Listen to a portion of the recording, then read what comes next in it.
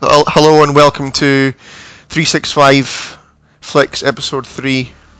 Tonight we're talking about our top 10 movies of all time. Yeah, because so far we've not really been that personal, have we? Not really, no. Well, it's been about Walking Dead and it's been about mine. I got a little bit personal about Rick, but yeah, we get personal, as in we get like vocal and opinionated, but we haven't, like, people don't really know who we are. So I thought top 10 flicks of all time as it stands now, because obviously it changes every time somebody asks you. I mean, my list changed. Yeah. It changed 4 times today. But so I thought, why not try and get a little bit personal? Why not let people know what our tastes are? Yeah, I think people want to know. Of course they fucking do. Wouldn't want to know. Plus, I do worry though, because I kind of get the feeling that both our top 10s are going to be pretty similar.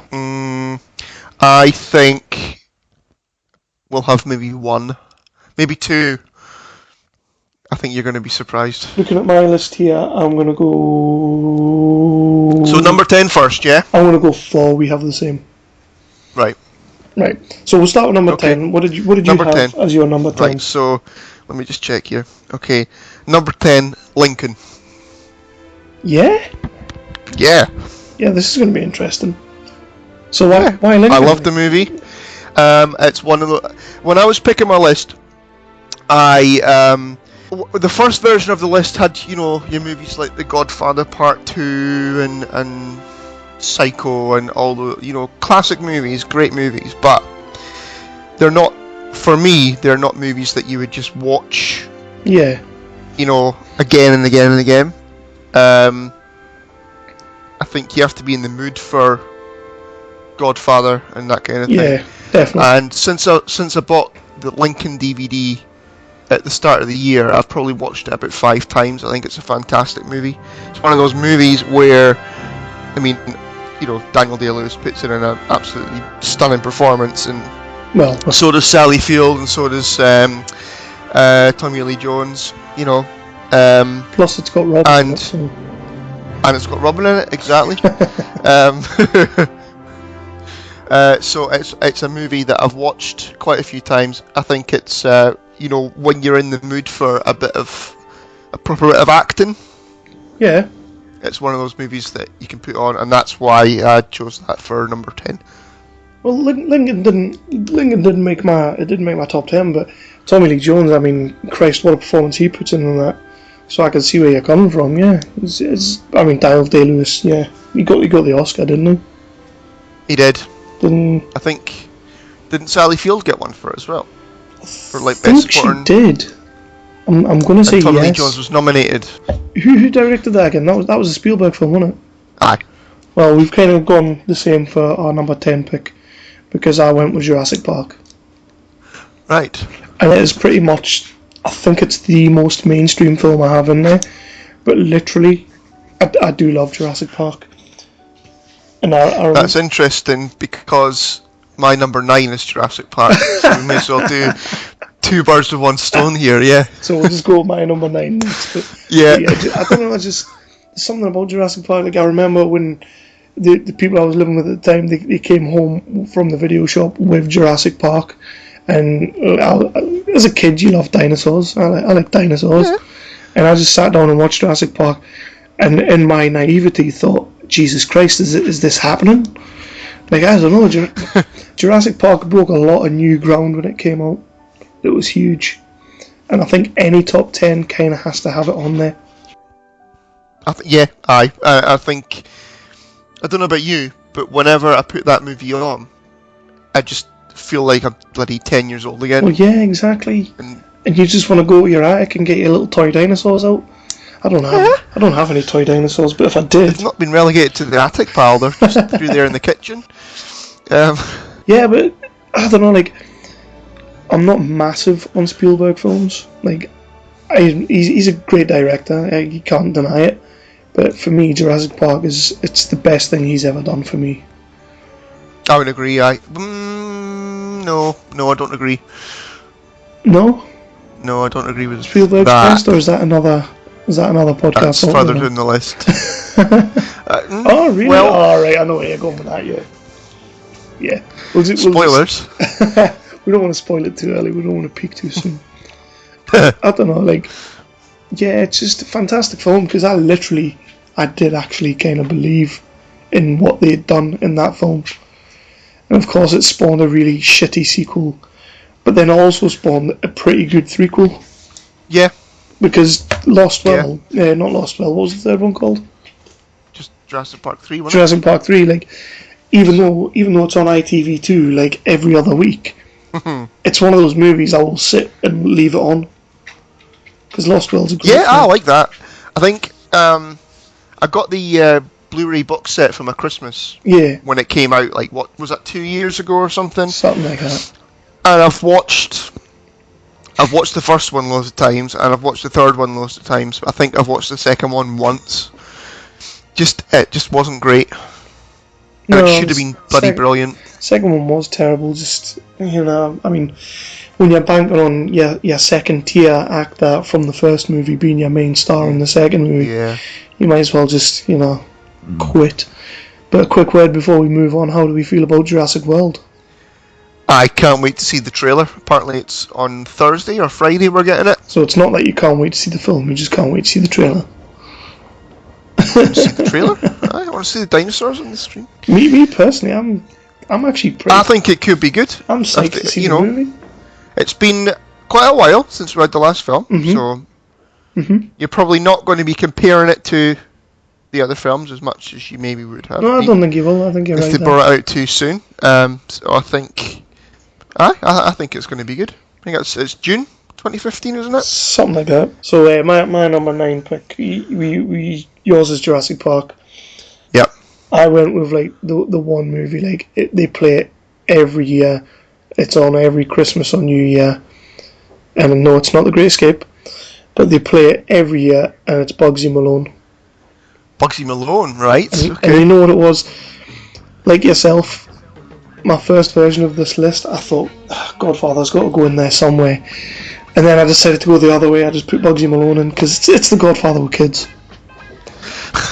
And I don't know, if I see that movie's on, I'll leave it on, and I'll watch it all the way through, and I find myself singing all the songs, slightly turned on by Jodie Foster, which is a bit weird now. That's fucked up, yeah. Yeah, it is now, but back then, sick bastard. Back then it was totally cool. Now, you see, people have been using that excuse, Kevin. It doesn't work. It doesn't fly, pal. You still make the register for that, do you? But no, like, Bugsy Malone's such a great film. It's got some great songs in it. I'm a bit partial to a musical. I probably did see that when I was a kid. I can't really remember anything about it, though, to be honest. Ah, well, you're just wrong. And they run about with custard pie guns, for Christ's sakes. It's kids singing, acting like gangsters. When I was making the list, I had, like yourself, I had like my top 10 all time, like, and then when I looked at them, I was kind of like, they're all really bloody mainstream. So I decided to go the other way and just do the movies like yourself that if they're on, I'm gonna watch it. If I'm having a shitty day, I'm gonna put it on. Yeah. And for me, Bugsy Malone makes that list because it cheers me up. It's it's all about films that, like you say, if you're having a shitty day and you need to watch something a bit acty or something a bit, explodey. Yeah. Then you put it on. So fair enough. That was my number 9, Bugsy Malone. Didn't win any Oscars like your number 9, but so we'll just move on to number 8. What did you have for number 8? Number 8, I had Saving Mr. Banks.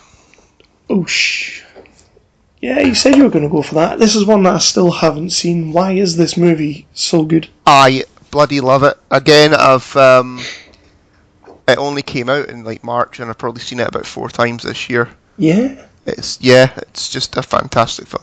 Emma Thompson is bloody amazing in it. Tom Hanks is brilliant as Walt Disney as well. Yeah, it's about Walt Disney, isn't it? Yeah. It's about when they were making Mary Poppins in the 60s. So it's just like... So what is it, like she comes in and she's got... Because I'm assuming she plays the writer of Mary Poppins? She plays, P.L. Travers, the writer of it. Right. Who is sort of kind of a complete bitch. Sweet. to them all because she doesn't want to sell it, but she's kind of run out of money, so she's kind of having to. So they're just sort of giving her all these ideas about songs and all sort of happy Disney stuff, and she just like, oh no no no no no no no. But Emma Thompson is just fantastic in it, and as I said to you when I first watched it, I'm not ashamed to admit it. When it got to the end, where they're playing "Let's Go Fly a Kite" for the first time for her. Yeah. And it's all like a backstory about her dad, who was a bit of a mess and a screw up and a bit of an old alky and all that kind of thing. And that kind of ties into how she wrote Mr. Banks and stuff. So what's the story? What's Mr. Banks? Mr. Banks is the dad in Mary Poppins. Alright, you see, I've never seen Mary Poppins, so... You never seen Mary Poppins? No, it's just... No. Hell's teeth. It's a classic Disney film, man. I don't think I've ever been so low in my life as to want to watch Mary Poppins. Yeah, you watch it. I've not watched it since I was a kid, but it just, when they were playing that song for her and everything, it just felt all nostalgic and stuff, and gave you feels. Yeah, aye. So yeah, that's my number 8. One thing I always wondered, because like I say, I haven't watched it. I've seen some of the trailers and that, but how does he portray Walt Disney? How does Tom Hanks portray Walt Disney? Jolly old soul, not at all anti-Semitic at all. Right. Okay. We'll move on from there then. Don't want to go down that path yet. I like to think it would be how Tom Hanks played him, but what, jolly old soul? Yeah, jolly old soul. I don't think. I think there was a bit of a sort of dark side about him, though. I think, from what I've read and stuff, I don't think he liked the Jews or the gays. Ooh. It's getting heavy. So my number 8 pick. When I was compiling my list, I did tend to think of performances as well, and like films where people gave outstanding performances. And I don't know, you might disagree with me here, but I went for number 8. I went for Leon, otherwise known as The Professional. But I don't know, Leon's one of those movies that when I first got introduced to it, like it was on Channel 4 late at night, and they did this big thing beforehand about Luc Besson and how he had all these like camera shots that were like innovative, and I got into it and I'm like, oh yeah, like, because I was in the middle of loving movies at that point and I was noticing camera shots, but I put it on and I'm like, you know what, Gary Oldman is the balls. Yes. That's all I was thinking all the way through that movie. Like, Gary Oldman is the utter balls. I came quite late to that movie. I don't think I saw it until last year. What? And, well, I remember I told you that, and you gave me a bollocking, so I put it on a love film. It was just one of those things I never got round to watching. I think when you watch it... Yeah, I agree, Gary Oldman was fantastic, and Natalie Portman was fantastic, and well, exactly, Natalie Portman. The French guy, who I can never remember what his name is, he was fantastic as well. Jean Reno. Exactly. Him from Godzilla. I don't know, like, Leon's one of those movies, like, I don't know, I know when you watch it now, it's slightly kind of, it is a little bit dated when you watch it now. It looks grainy as shit, but Leon, Jean Reno playing Leon is phenomenal, and I hadn't seen him in anything else, and to be honest, I've not seen him in a great deal since. Maybe like... He's just been doing sort of... Well, I mean, he might be big in France or something, I imagine. I'm sure he's huge in France, but like in sort of, American films, he kind of just appears here and there. I think he was in Mission Impossible, wasn't he? Yeah, he was in Mission Impossible. As a villain. Yeah. And it's also the one movie on my list that... Some of the movies on my list have a sequel, but this is the one movie on my list that doesn't have a sequel that I think absolutely 100% deserves a sequel. So, are they doing a sequel? It was been talked about for years, but I don't think they'll ever make it. Yeah. I always think maybe it could be one of those sort of Sin City 2 kind of... Yeah, it's been 2 factors, where they left it way too long, and I had no desire to see that film whatsoever. I think Natalie Portman as well, she's still she can still act. She's still young enough to do the movie. Yeah. I just don't think she would anymore. But then, like, Besson went away and made fucking Lucy last year. Lucy was just a big pile of turd. Moving on then, because I've not seen that yet. Right, you're not going to like this. Spider-Man 2, the Sam Raimi one. The what? The Sam Raimi one. The Sam Raimi one. Uh-huh. Yeah. Sell that. You literally have 2 minutes right now. Sell that movie to me. Okay. It's a good story, good special effects, good villain, good acting, mostly. And yeah, I think that's all I need to say. Shut up. So you're gonna give Like, you've got Doc Ock in there, and that was, I mean, I know the first Spider-Man movie and the Raimi trilogy, you had Green Goblin, who was a little bit comic booky and a bit, like a bit of a pantomime character. But then you brought in Doc Ock, Alfred Molina, he was just really bloody good as Doc Ock. It was. I'll give you that, Molina. The character that they put on the screen was a three-dimensional character, and you actually wanted him to sort of, turn back to the light side, kind of. You know what I mean? Mm-hmm. Then you had Tobey Maguire, and I know he was a bit gritty. In everything he's ever made. Yeah. But in that movie, he was good as Spider-Man and good as Peter Parker, because he started the movie where he's struggling and all that to balance his life between Spider-Man and being Peter Parker, going to uni and, getting the girl and keeping a job and all that kind of thing, and he's struggling and everything. And I just thought I just think it's a bloody good film, and I'll watch it anytime. I think apart from maybe Spider-Man 1 and the original trilogy, the other two just kind of passed me by. So you liked Spider-Man 1, but you didn't like Spider-Man 2? I did like Spider-Man 1 because it was, like, I hadn't seen a Spider-Man movie before then, and it was new, and it was like, and fair enough, he did that little bit where he was like, go web shooter, and that kind of put me off a little bit. Oh yeah, Spidey Go and stuff. The one thing that Spider-Man 1 had, that any other Spider-Man film hasn't had, was an absolute kick-ass theme tune by Nickelback. That is true. But then, like I said, in Spider-Man 2, you had some really good set pieces, like on the train when they're fighting on top of. You've seen it, yet, haven't you? Aye. When they're fighting on top of the train and all that, and when they're like, Doc Ock has got Aunt May and everything, and he's climbing up the building, and Spider-Man's got to fight him off and keep Aunt May from falling and all that. Is that when his mask comes off and then they turn all American and they're all like, no. Oh yeah, let's all help Spider-Man? No, that's later on, I think. Oh, that's fucking crap. That's later on. Yeah, when he gets all burnt and stuff. Yeah. And you get the two little pricks going, it's okay and stuff. Put the mask back on, we won't say anything.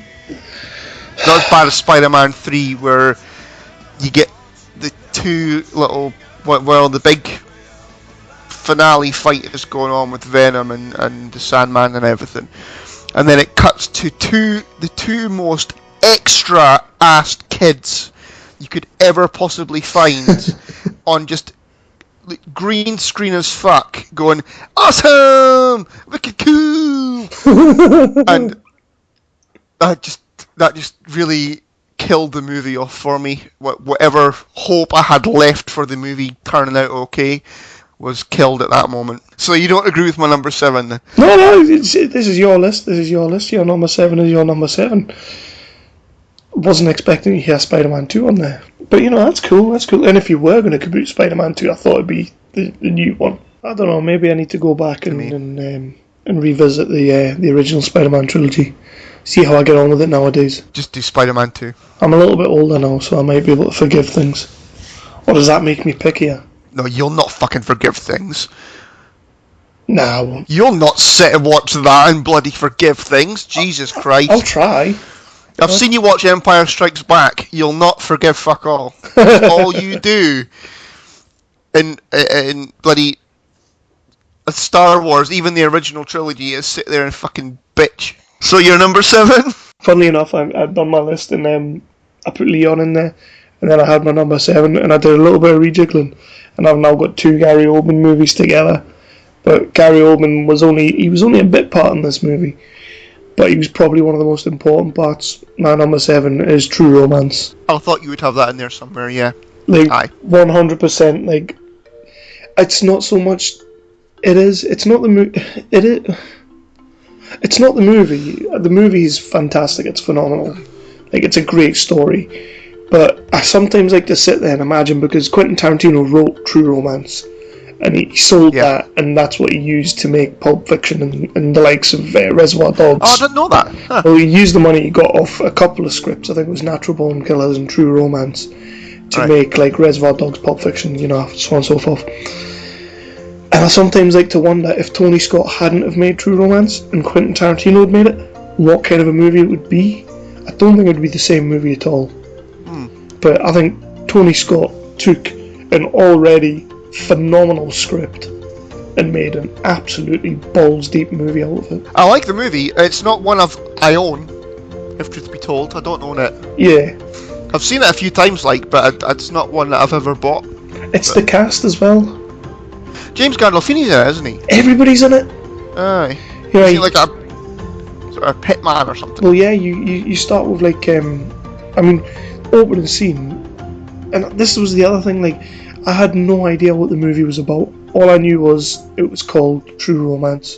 So I sat down to watch it, and I'm thinking, Quentin Tarantino's wrote a love story. Fuck, And I sat there, and it comes on, and there's like a drug deal, and Samuel L. Jackson's in the room, Gary Oldman's in the room, and straight away I'm thinking, oh, here we'll go, And then Gary Oldman like blows Samuel L. Jackson away with a sawn-off shotgun. I'm like, here we fucking go, And then it cuts to like Christian Slater, like sitting in a cinema with Patricia Arquette, and I'm thinking, fuck's this, like 2 B movie stars straight after 2 A movie stars, Aye. And the movie from there is they introduce each character down to the tiny but almost just most pivotal fucking role in the movie of Brad Pitt. Everybody's phenomenal. I like Patricia Arquette, I have to say. Patricia Arquette. If I saw something with her in it, I would watch it. I think she's great. I'd never seen her in much. I'd seen her in little bits and pieces, but I saw her in True Romance, and that scene where Gandolfini absolutely kicks 7 Shades of Shy out of her. Yeah, I remember that scene, thinking, fuck, yeah. But then, like, Patricia Arquette, like, takes the shotgun off him, reverses the tables, and she just does not stop clubbing him. And the camera stays on it, like, well, it doesn't stay on her, but it stays on like a shadow on the wall, just smashing fuck out of his head. And I was just like, oh, this movie.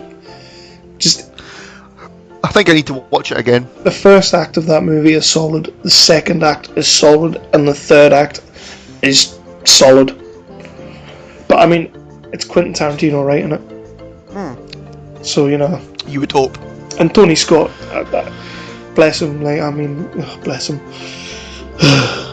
Tony Scott, like, God rest his soul now, and that, I mean, he passed, he threw himself off a bridge, didn't he, last year? And it was, like, one of the saddest things I've ever heard of. Yeah, I was gutted when I heard it, I honestly can't remember a bad movie. I know you don't like Unstoppable.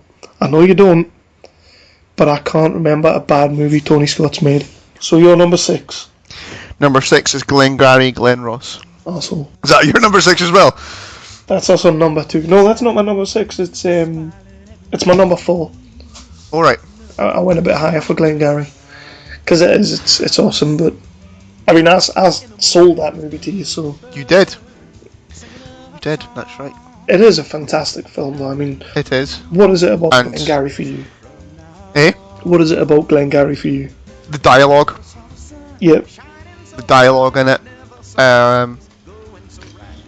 One of the best scenes in it for me is Al Pacino sitting in the bar speaking to Jonathan Pryce. Oh yeah, when he's selling, yeah, talking about sort of the night after the best shag of his life, and just sort of talking bollocks basically. Yeah, and he's like a salesman, but in that scene, he's not. Like, it doesn't. Although he's trying to sell him something, it really doesn't feel like he's trying to sell him something. You just sort of get the feeling of, because he's a salesman by then. Yeah. You just sort of get the feeling of like a fucking master at work. And I love the scenes with you know, like Al Pacino's Just every rants at Kevin Spacey and bloody, you know, just Alec Baldwin scene at the beginning, put that fucking coffee down and all that kind of thing. But for me, there's just something about that scene where they're sat in the bar, the two of them, and he's selling them. Then he gets out the leaflet and he goes, "Let me show you something," and he opens up the leaflet and it's the Glengarry thing. And he just sort of folds it down on the table, and it's just something good about that scene. Just something fantastic about it. He is phenomenal in that movie. I mean, that movie for me is like it's not my favourite Al Pacino, but it's one of my favourite Al Pacinos. It's up there. It's definitely my favourite Kevin Spacey movie. I think he's, you know, your favourite Kevin Spacey movie, right? It is, even though he's like a tiny role in it. Like, well, he's not a tiny role, but he's the man who just gets beat upon. Yeah. That bit at the end when Jack Lemmon's going all like ranty on him and having his bit digs, and then Spacey just clicks and just turns it. I love the way he does that. Yeah, and then he sort of gets his moment. You know, Jack Lemmon's trying to bribe him and all that kind of thing, and he goes no, and then he says, "But what about my daughter?" And he goes, "Fuck you." Yep. Just Alec Baldwin. He gets one scene. It's probably my favourite scene of the movie because he's just. I mean, that was why we're about to start your business and that, and I don't know. He just seemed like he kind of. I didn't think you needed something, but I thought at that point in your life when what you were about to do, like I'd seen Glengarry, you hadn't, and I just. Yeah. I kind of thought I either show you Glengarry or I show you that little speech on YouTube, and one of the two of them's going to get you fired up. And Glengarry I went with because it's just that little scene with Alec definitely Baldwin. Made the right choice. I just love that movie, and again, it's one of those ones where if you're in the mood where you need to watch a proper bit of acting, you can't go wrong. But like you sit and you watch Glengarry, and not one of them's phoning in. Because every one of them sitting there. No. Every one of them sitting around that table, sitting at those desks, doing their little speeches, thinking, he's a far better actor than me. You know, so they're just trying to just bounce and just. It's an amazing film. So I'm not going to say much. So I'll move on to my number 6 is because Glengarry's my number 4. So we've covered that. My number 6 is actually I've recently. Like I tried to get you to watch Glengarry, I've also recommended this one to you. It's Infernal Affairs. I've not watched it yet. It's the only foreign language movie on my list, but for me it's probably the best foreign language movie I've ever watched in my life. Like, I like Latin, I like that. I like The Reversible. I love The Raid 2. I love all those films. But Infernal Affairs was the one for me that kick-started everything for me. Yeah. Like, when it comes to your foreign movies, I'd seen quite a few before that, the likes of Akira, but Infernal Affairs, like, I sat down and I watched it and I was like, holy shit, like, I think it's Mandarin or Cantonese or something, they've made a movie that rivals The Godfather. Because for me, that's what it does. Mm-hmm. And don't get me wrong, Martin Scorsese absolutely nailed The Departed. He made a fantastic remake until that last 5-minute segment. I just see that doesn't fucking what an asshole. That doesn't bother me because I've never seen the original. So I suppose though, if he was never intended on making a sequel, it's a good ending. But yeah, I hope they don't do that. I don't think they can really. Well, exactly. Pretty much everybody apart from Marky Mark died. So well, that's what it was. Like I loved Infernal Affairs, and I remember I went and watched The Departed with a good friend who'd also seen Infernal Affairs, and we sat in the cinema, and we were sitting there going, holy shit, like Jack Nicholson's amazing, Matt Damon's phenomenal, DiCaprio is stealing the movie, Mark Wahlberg, Alec Baldwin got fucking bitchin' chemistry, and then right at the end, just when we were thinking this movie was amazing, one hell of a remake, Marky Mark walks in the room and puts a bullet in his head, and we just sat there like, oh, what a tosser. You know. Why? Because that doesn't happen in the original. Yeah, but that's why they call it a remake. No, you call it a reboot if you're going to fuck everything up. If you make it a remake, you stick primarily to the story. Not necessarily. Well, in my eyes, you not do. necessarily. Well, you're wrong. The premise is just so bloody simple. You got a triad who infiltrates the police. You got a policeman who infiltrates the triad. Just simple as piss, but brilliant film. And when you watch it, if you do watch it, I think you'll totally agree. You might not put it in your top 10, but you'll agree that it's almost perfect. I did very nearly have a foreign language film in my top 10, and that was Downfall. Ooh, that would have been a full podcast conversation, that though. Yeah, it was like number 11. Is that the one you dropped? That was the one I dropped. Yeah, I kind of it was a choice of dropping Lincoln or dropping Downfall. So we're on to the business end, really. What's your number? That was 6, wasn't it? That was 6. What's your number 5? Number 5 is Gangs of New York. Oh, you bitch. Have you got that as well? I don't have it. I don't have it. No. It's one that I thought of like about 20 minutes before we started recording. Gangs of New York came in my head because I was trying to do it all off the top of my head, and Gangs of New York came into my head, and I'm like, what do I push? And there probably is a couple there I could have pushed, but I decided not to because I kind of thought you'd have Gangs. Yeah, I love Gangs of New York. I know you do. I fucking love the film. I can't deny it. And again, Daniel Day-Lewis Steals the is film. Bill the Butcher.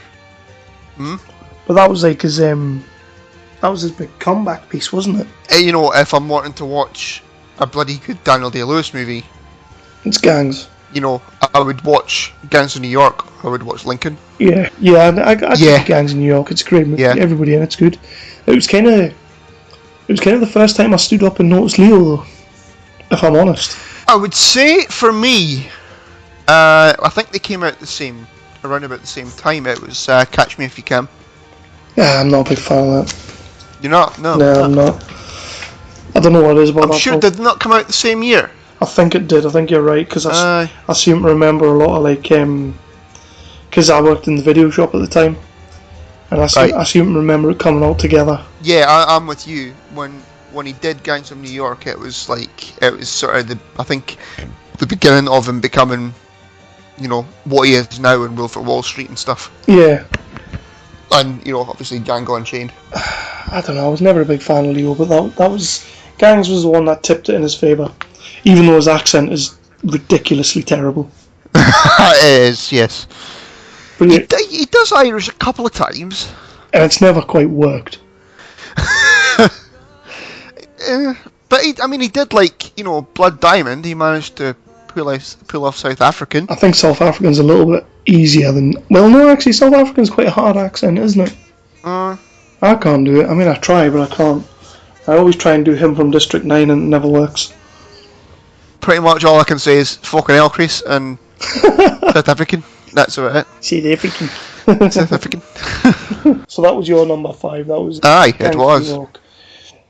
Mine is it was the movie that kind of made me stop trusting movies. Like when it comes to like twists and it's not an M Night Shyamalan movie.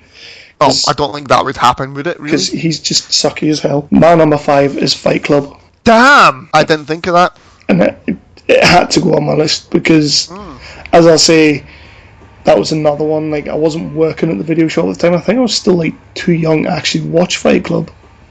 And I remember going home and putting it on, sitting there watching it thinking, oh, it's fucking pretty good. Like, bit of chaos, bit of anarchy. I'm like, Edward Norton, I'd never really seen him in much, but he's absolutely won me over straight away.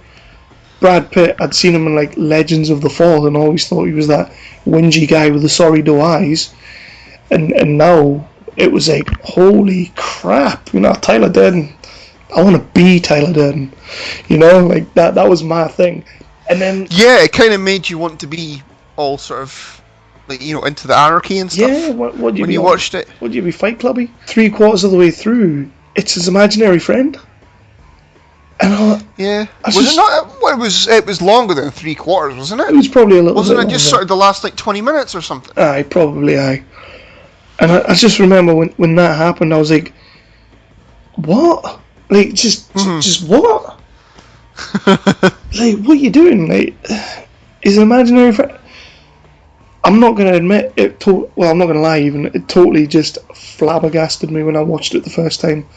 I So I couldn't. take it you read the book after. I read the book 'Cause after you read, aye. because the book is phenomenal. Yeah. It's probably one of the best books I've read based on a movie or movie based on a book, whichever way it was. Yeah. I'm sure it was the other way. I loved it. I can't believe I bloody forgot about it. Well, I can't believe you have either, but I'm glad you You know never. what? That because was then- the first. That was the first DVD I ever owned. But I went with Fight Club because it threw me for a loop. And you know what? When people go on about the Sixth Sense, I actually saw that coming. Like, I thought he was dead. You know, and a lot of people go, "Oh, I was a little bit shocked because he was dead," and it's like, well, no, because he got shot in the. I know people can survive a belly shot, but he got shot in the belly, and it looked pretty damn painful. You can't tell me you watched that movie and in the first like 10 minutes when bloody Donnie Wahlberg shoots him. Who I didn't realise until recently that was him. Because fuck me, he looks AIDSy as fuck. He does. AIDSy? Really? Yes, he's all bloody. What's wrong with that? Yeah, but okay. You're just throwing that out there. I've said worse, let's face it, Kev. Oh, well, you have. Well, maybe not in the first 10 minutes, but as the movie went on, just, like I say, Fight Club made me not believe anything I was watching. Yeah, so Fight Club for me, I mean, Fincher directed. Fincher's fantastic. There was about 3 Fincher movies that could have made my list, but I went with Fight Club. Even Helena Bonham Carter's good in that movie, you know. You don't like her, do you? No. I liked her in Sweeney Todd. I liked Sweeney Todd. I actually I liked Sweeney Todd, I did. Well, you've already told us that you like a musical. So. And that was like quite a good musical. Plus, it had that song from Jersey Girl, so Which I've never seen Jersey. the meat Jersey pies. Girls? You know, the nice to see you. I'm not singing because you'll do a video and you'll make me look like a complete tool. Right, so I'm not singing. Oh, shame. My number 4 is The Dark Knight. Yeah, Yeah. that's my number 3. Oh, Tails fucking hell. The Dark Knight. What can you say about The Dark Knight? what can you say? Everybody knows it's fucking awesome. It is awesome. It very nearly made it further up my list, but then I kind of run out of room. So, what do you say about The Dark Knight?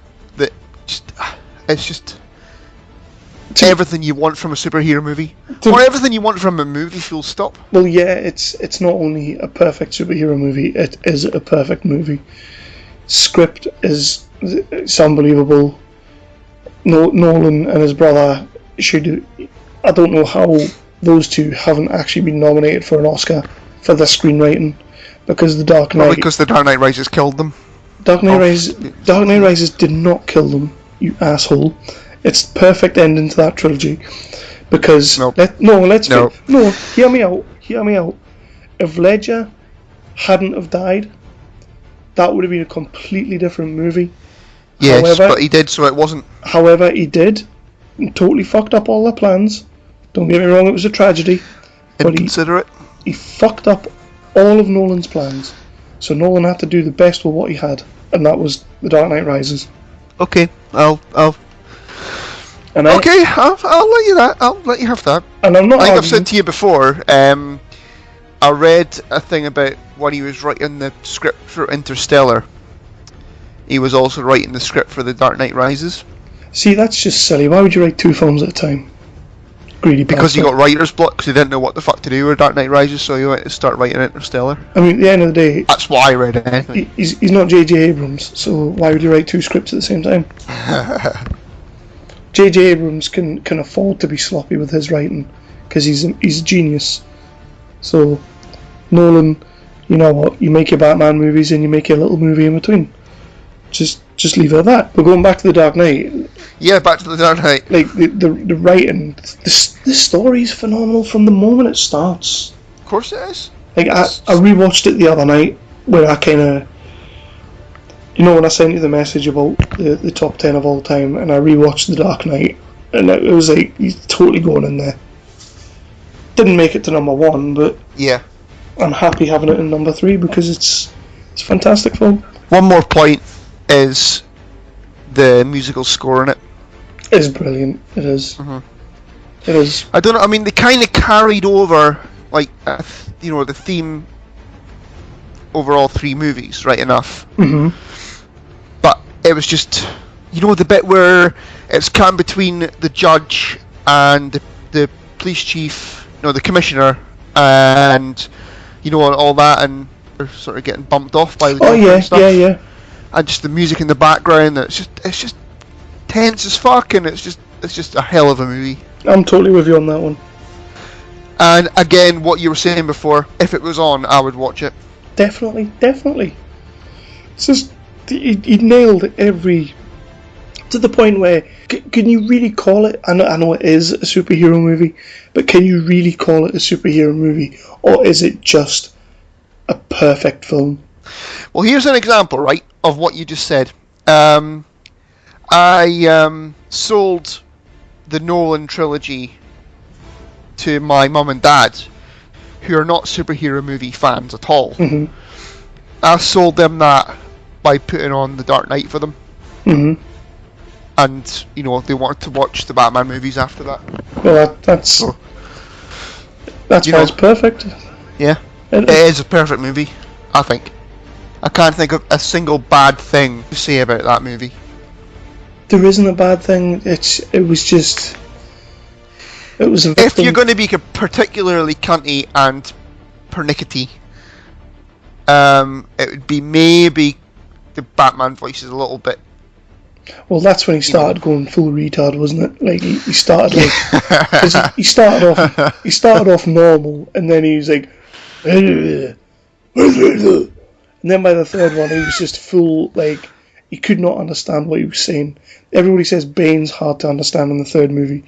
Fucking Batman's way harder to understand. And here's the thing: why, when he's speaking to Catwoman, and Catwoman fucks off, why does he still stay in the Batman voice and go, so that's what that feels like? I was actually quite pleased with that Batman voice there, and you did well. Because of that, I've gone all high pitched now. So my number 3's Dark Knight. So we move on to your number 3. Oh shite! What was the number 3? Hold on. I think I might be pinching another one off you, pal. The Empire Strikes Back. Oh, fuck's sake! What was the point? So that whole theory about only being 4 is. Well, so far that is 4. Right. Well. Okay, my last 2 you'll not have. I can pretty much guarantee it. I'll be totally honest with you. I put Empire top. I put Empire number 1. Oh right. I know we sit. It's pretty much only your number 2 left. I know. Sorry. I know we sit and we pick. I pick all of Empire Strikes Back. I know I do. But I love Empire. It's just such a. You could put Empire on any time of the day. Definitely. And it's just a fantastic film. It's a shame you have to go and fuck everything up with the second trilogy. Even Jedi, he fucked everything up with Jedi, if I'm honest. Jedi didn't know what it wanted to be, because it felt to me like the first part of it was, they were rescuing Han Solo, and then they were making the plans to kill the Emperor, and get rid of the Death Star again, because they're like, oh no, they're building another Death Star, and we killed the last one. Meh. But and then it turned out just selling toys, selling fucking Ewok toys.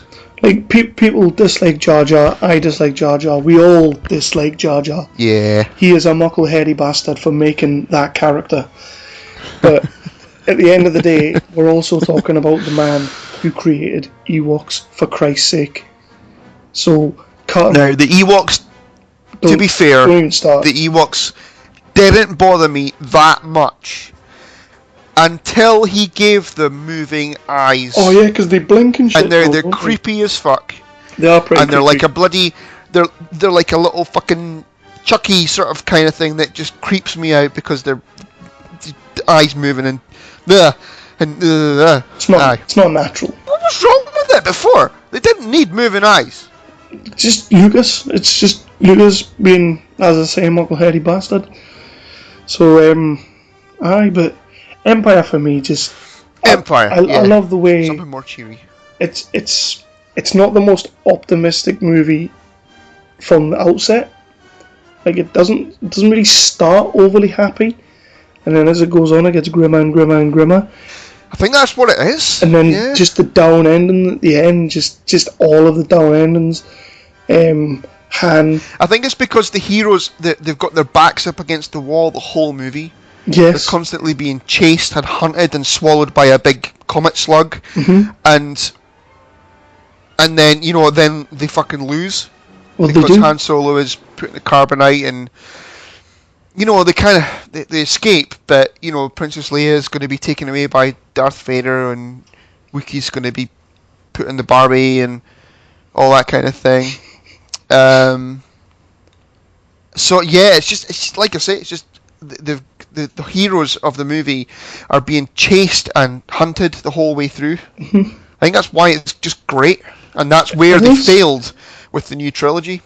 Well, exactly. Because there wasn't any of that in there. There wasn't. No, it was all. Wasn't any threat. It was the threat of it. It was all like hearts and flowers. It was all lovely, and everything was rosy, until maybe the end of Revenge of the Sith, when they just. When Padme lost the will to live. So Empire. You know how I was on about... We've discussed this before. We don't need to discuss it again. You know how I was on about the doing an episode where we sit and we watch a movie as like a fan commentary.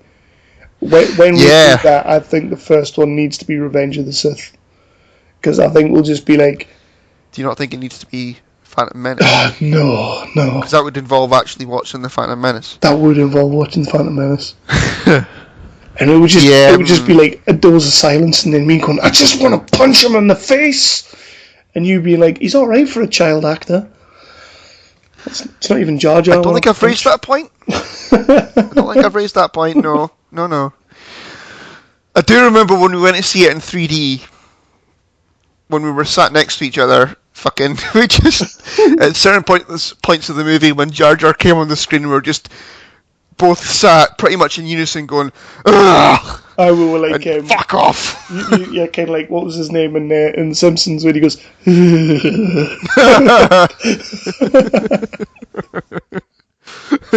I wanted to see Empire Strikes Back in 3D. Yeah, I'd watch that, I definitely would. They could have just done that one and then just fucking left it. So that was your number 3? That was my 3. And my number 3 and that was your 1. Yeah, you stole Dark Knight off me. So, sorry. Number 2, what do you have for number 2? For my number 2, I have got As Good As It Gets. Oh, shit, yeah. Yeah! Yeah, why the hell not? I think that's kind of like a Fight Club moment. That just never even popped in there. That was never not going in my top 10. Oh, I think that's an absolutely fantastic film, and if you're sort of feeling a bit down in the dumps or whatever, put that on. Yeah, definitely. It's just an amazing film, and Jack Nicholson. I think when I did the review of it for the website, I spoke about the scene where he's trying not to lock his door 5 times. Yeah. And he starts crying. Mm-hmm. And it's depressing. It's horrible to watch, but it's just he's just so fucking good in that film. Jack Nichols, he's stunning in that movie. He is unbelievable in that film. And you've got the one-liners. There's so many one-liners in that film. Fucking oh my Christ. I think I can't remember half of them. Carol the waitress, Simon the fag. That was the best one. We always kind of like, when we're back and forth with the movie quotes and all that. I always like to hit on the one where he's in the car and he's like, some people have happy dreams or something like that, and he's like, just not in this car. Yeah. And I've been known, and it goes completely over people's heads, but I've been known at work to say stuff like that. And then you just go, but no one in this factory. It just goes over people's heads, but you know what? I do it for me, not them. Well, you've got Harold Ramis in it. Or Ramis, however you want to pronounce it. Who's he plays the Doctor. Oh, right, yeah. He plays the Doctor who comes to tend to Carol's son, who's got it's like chronic asthma or something like that. And he's in it, but Helen Hunt is brilliant as well, you know. She's brilliant. I think they both... It's like one of the only movies ever where they've both... The two leading parts have both won Oscars. Is it? Really? I'm sure. Again, when I was doing the review of it, or like the revisited thing, I looked it up on Wikipedia, like what it had won, because I was sure that Jack Nick had won the Oscar for it, but I wasn't sure about her. He definitely did, and I think he might be right. Aye. And I'm sure that was like one of the only ones, if not the only one in history, where both the leading man and the leading lady have won the Oscar. Well, that's something. That's something. Aye. It is a great film, and obviously, what's his name? The one out of Jerry Maguire. He's brilliant in that film as well. Cuba. Yeah. Gooding Jr. Aye. He is. Yes, he is good. He is good. And you've got shit. Who's the one who plays Simon? That's Greg Kinnear. Yes, it is. He's good as well. He is good, but I don't know. Cuba Gooding Jr. just in that small role. I like him. I love when he confronts him in the hallway, and he's like, "You will look after this dog," sort of thing. Aye. He just kind of looks because he's trying to get the sweet old lady next door to take him, and she won't. And he goes, "Old bitch," and Jack Nicholson is stood at the door, sort of sniggering, and he goes, "You're taking him." He is quite and he just kind of chucks the dog inside the apartment. And yeah. So you're number 2. That was my number 2, wasn't it? My number 2 was it's probably the movie that it probably just kickstarted my pretty much love of indie movies altogether. I hate that term. I hate the term indie movies, but it was a low budget film, and it was an amazing film, and it sparked my love of all things dialogue. So number 2 for me goes to Clerks. Clerks, of course, aye. I mean, you must have known there was going to be a Kevin Smith movie in there. Yeah, you know what? I never even thought about a Kevin Smith movie. It was going to be Chasing Amy, because if I'm totally honest with you, totally honest with the listeners, totally honest with myself, Chasing Amy is my favourite Kevin Smith movie. However, Clerks was the one that made me stand up and watch Kevin Smith movies. And it kind of ignited my love of anything dialogue, anything low budget, anything with a cast that you didn't know. You know, and yeah, well, I mean, it was all in black and white as well, wasn't it? Well, exactly. I mean, who the hell wants to watch a black and white movie? It turns out I do. But 1994 was a phenomenal year for cinema, and indie cinema in particular, because 1994 was Pulp Fiction came out. You know, they both went to Cannes at the same time, Clerks and Pulp Fiction. 2 phenomenal movies. Pulp Fiction nearly made my list, but I just couldn't do it. Yeah, I did have Django. Django, yeah. That got lost as well. Django. Because for me, Django is the best Tarantino film. Yeah. Aye. I think it's the best film he's directed, yeah. I'd give him that. But personally, I think content-wise, just anything QT-wise, for me, it goes to True Romance, just for the script alone. It's phenomenal. But directing-wise, definitely Django. So what are you hoping for with Clerks 3 then? You know what? I could go in, I could watch that movie. It could have nothing to do with Clerks or Clerks 2, and I'm still going to love it. It's Kevin Smith. Was Clerks... See, I've only seen Clerks once, and it was with you, so we were probably bloody talking the whole way through it. Yeah, pretty much. So I can't remember a great deal about it, if I'm honest. Was Jane Silent Bob in that? Yeah, they were in it, yeah. Yeah, right. They've been in almost all his movies. There's only a couple. Because I've read that they're going to be in Clerks 3. Oh, of course they'll have to be, because they're in Clerks 1 and 2. But it's just one of those films that I could literally, even though it's in black and white, I could sit down and watch any time of the day. Yeah. I mean, I worked in a video shop as well, and it was the best job I ever had. And in that movie, Randall works in a video shop, and all I ever wanted to be while I worked in that video shop was Randall. How many times then did you say I'm not even supposed to be here today? No, well, I suppose we said it a few times. Yeah, me and Scott probably. That's the line, isn't it? I've not fucked yeah. that up ever. Yeah. He's like, I'm not even supposed to be here.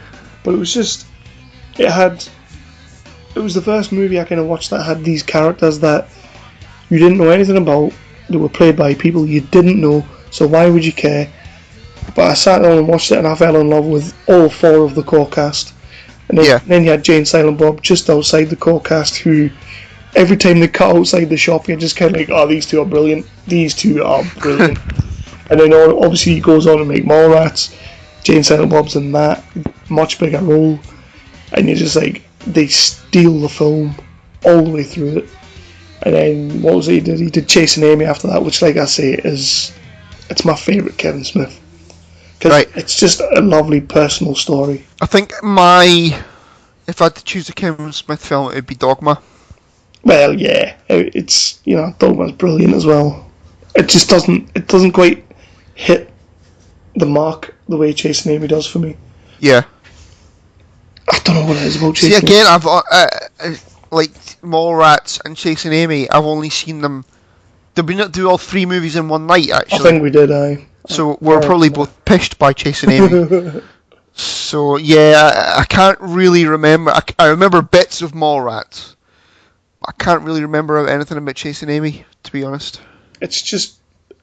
Chasing Amy is one of those films, just... if you've ever been in a relationship, Chasing Amy is the movie for you. It's just the movie for you. I know it's a bit... it's a bit stupid because it's like he tries to go out with a lesbian and stuff. But at the end of the day, Ben Affleck could turn a lesbian, no bother.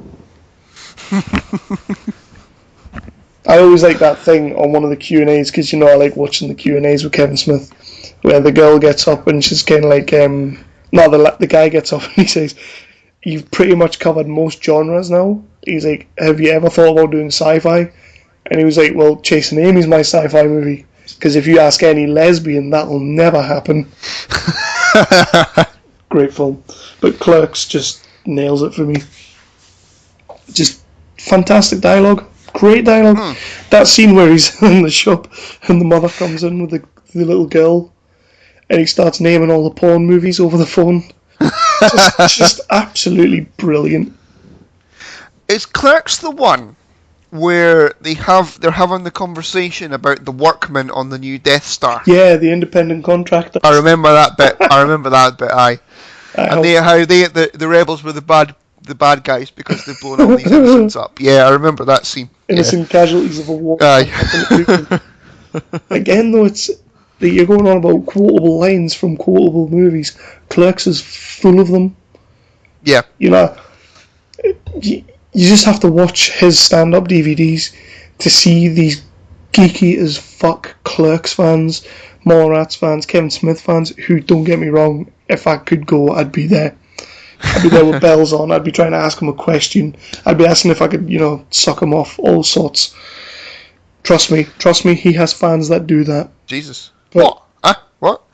Alright. Clerks is just one of the most quotable movies he's ever made. Yeah, I'll need to watch that again. I think you should. Yeah, I will do. So okay. Before we go to your number one movie, we've already said mine was Empire Strikes Back. Do you have any honourable mentions that nearly made it, just didn't quite get in there? I already mentioned Downfall. Yeah. Django Unchained. Yeah. I thought about The Guard. Guard? The Brendan Gleeson movie. Oh yeah, you've been trying to get me to watch that for ages. Aye. Because he's just great.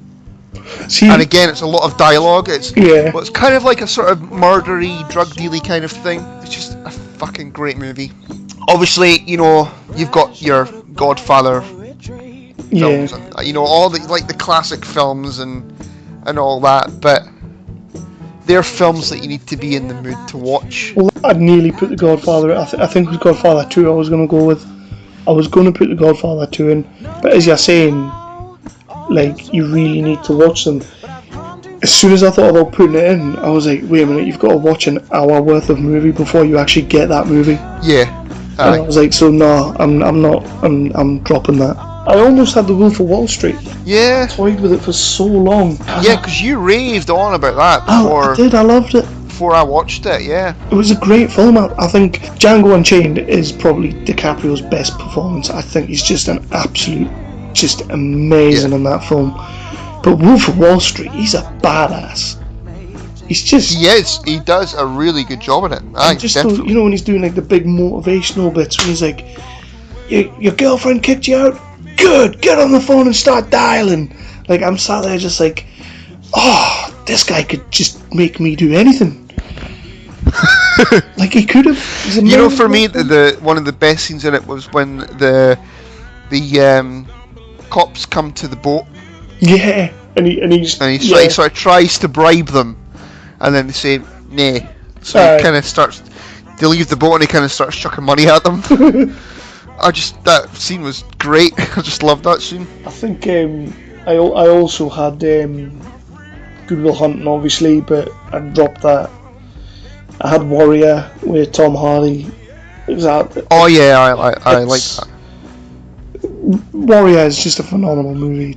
It nearly made it. And the one that I really struggled with dropping was Man on Fire. Shit. I forgot about that as well. But the only reason I dropped that was because I wanted True Romance in there. They're both Tony Scott movies. Aye. But Man on Fire, what a bloody film. Yeah, that's a hell of a movie as well. And again, it's a movie I've not seen in bloody years. Me and Lindsay rewatched it. Well, I rewatched it. Lindsay hadn't seen it, and like she kind of ruined it for herself because we're sitting there watching it and she's really loving it, and I'm thinking, holy shit, Lindsay really loves a movie I love. Like, this has never happened before. I might chance putting Star Wars on next, you know. But like, but then she kind of turned around and she goes, so this movie has no point if that little girl is dead. And she looked at me and she goes, is she dead? I'm like, we can't ask me that. And she's like, just tell me if she's dead. And I'm like, you cannot ask me that, you're going to ruin the movie for yourself. Anyway, number one, we've already heard mine. You ruined that one. You've ruined four of my choices, and you placed them all lower than I did as well. I did. That's a good point. So number one, I went Empire. I know what you're going to say. Jaws. Yeah, Jaws. It's my number one movie of all time. Why though? Because it's just a bloody good movie. Yeah, it's a good movie. Look, I know it's not aged particularly well. It was done in the 70s. You know, you had, like I say, yeah, it's not aged particularly well. It's not sort of particularly special effects driven or anything like that because they couldn't get the shark to work. But then that made the movie. Yeah, because it's tense as fuck. You know, just seeing the fin going through the water, and that's what fucking makes the movie. Yeah. It's a story about a shark that comes to. Well, it's a true story, by the way. It actually happened in the like 1912 or something in New Jersey. Really? There you go. Aye. Yeah. I just thought it was as he went along. Some people do that. Aye, and look what happens to it. But you know what? No, it's just like I'm a big fan of the movie, so I've sort of looked into the filming and the documentaries about the movie, and it was a movie that was over budget, and people were like, the studios were calling for Spielberg to be sacked. It was his first directing job. They were over budget, over time. They couldn't get the shark to work. And yet, look what happened. Look what they came out with. I have read it was the movie that started the summer blockbuster. Yeah, I'll agree with that. I have read bits and pieces about, through the years I've seen documentaries and I've read things about it and that, and one of the stories that always I don't know how true it was, but I'm sure it was the actor that inside the actor's studio with that fat guy with the beard that's really annoying. And he gets an actor. Yeah? Oh, the interviewer. Yeah. Yeah, aye. He interviews the actors. I used to watching them. And who's the guy that's I told him not to go in the water? Who's that guy? Who plays him?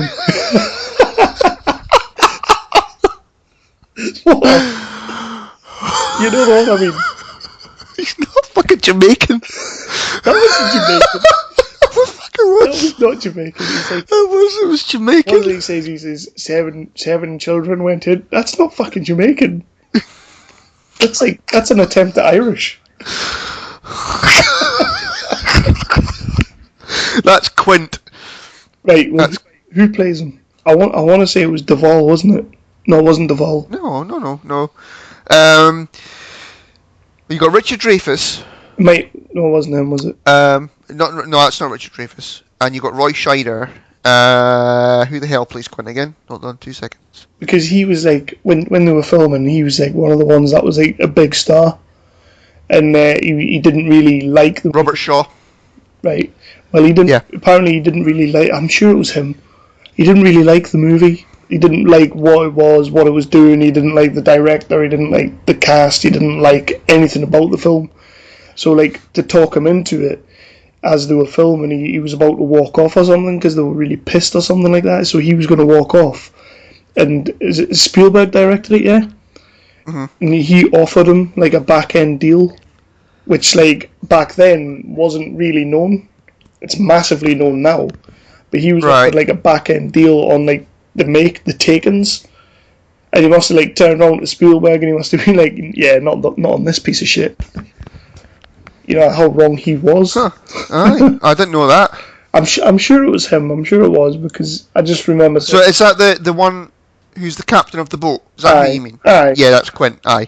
Aye, does that? He's like 7 kids went in the water. And fucking what? They didn't say 7 kids. Well, he says you're on about the bit you're on about is he's telling the story again, true story of the Indianapolis during the Second World War that went down and they were getting eaten by sharks while they were waiting for the rescue. And the story of that scene is the first take he made an arse of it. Mm-hmm. And then he went away and got moral and came back and fucking absolutely nailed it, and that's what you see in the movie. He's pissed. Because you would nail it when you're pissed. Would you? I don't know. Of course you would. Spackermouth. If I look at season, Jesus. So yeah, that is my top film of all time. Jaws. Of all time. I do like Jaws. That's my favourite film because I just think it's great. I can watch it over and over again, and I have watched it over and over again. So I would say I've maybe seen Jaws twice in my life, like literally twice, and both very young age. Right. So I mean, I can't base anything on Jaws if I'm honest. It is a good film though. I'll give you it. But you were speaking about quotable lines and stuff. You've got a lot of quotable lines in that. It's got the shark in the water line. We're going to need a bigger boat. We're going to need a bigger boat. It's actually you're going to need a bigger boat. Whatever. And then this wasn't a boating accident. And it also had that amazing glory shot at the start, didn't it, when the girl's like swimming and you see her nan. I don't think you do. I don't think you do. I'm sure you do. Right, what the fuck have you been watching? So that's our top 10. That's our top 10. But that is just our top 10. That is just like the opinion of... What did we decide to call ourselves? Pissed Off Ex-Video Shop Clerk. Yeah. And I'm a Scottish weeding hooer. You have to say it properly. You have to say it all soprano-y. I'm a weeding hooer. You're a weeding hooer. I didn't say hooer. I suppose that makes more sense, doesn't it? Hooer. I'm a weeding hooer. Scottish weeding hooer. So that's the top 10s of the pissy ex-video cleric and the Scottish weeding hooer. I think we've done quite well, considering I only gave us, 3-4 days to compile a list. If anybody did want to say anything, then they could give us their top 10 or things that we might have left out. Come find us on Facebook. What are we with /365Flicks? .co.uk, son. Or you could just go to the website because it'll be on there, which is www.365flicks.co.uk. Or follow us on Twitter, which is that'll do. And that is 365flicks.com because I can't change that because I'm not all technological on stuff. Probably can't. Don't like Twitter. No, the video will be up on YouTube Go and find us on there. We are the 365Flicks podcast. So they're the 365 hooers. So they're the 365ers. This is going right at the very end. Oh yes. No, we're the 365ers. They're the 365 hooers. So on the next episode, we'll be like, welcome to episode 4, you 365 hoors. Say it that.